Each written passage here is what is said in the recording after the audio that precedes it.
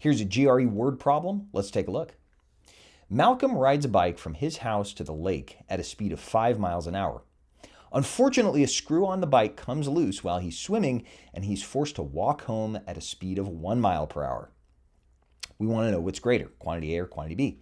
Quantity A, the average speed of the traveling portions of his trip, or quantity B, 3 miles per hour.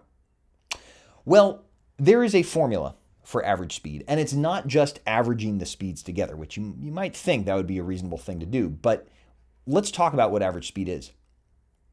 Average speed or average rate is going to be the total distance divided by the total time.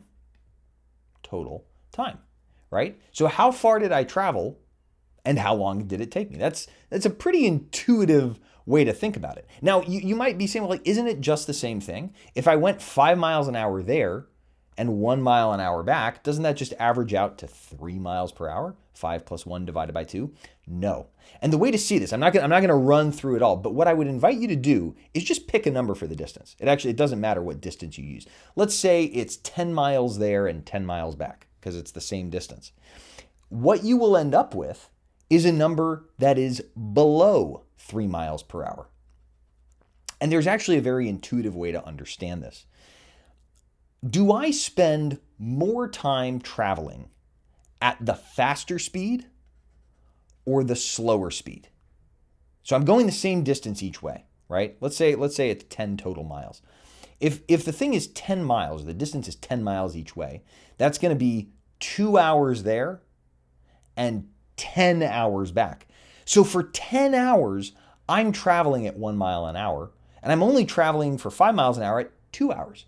And that means that the overall rate is going to be lower than just the midpoint of these two. Again, the way to see this is to just pick a number and test this out. And this question comes up very, very frequently on the GRE, these round trip average rate questions. And when you see it, you can almost certainly say that this quantity will be bigger. For more GRE tips and tricks, or to sign up for my online course, follow the link on my profile.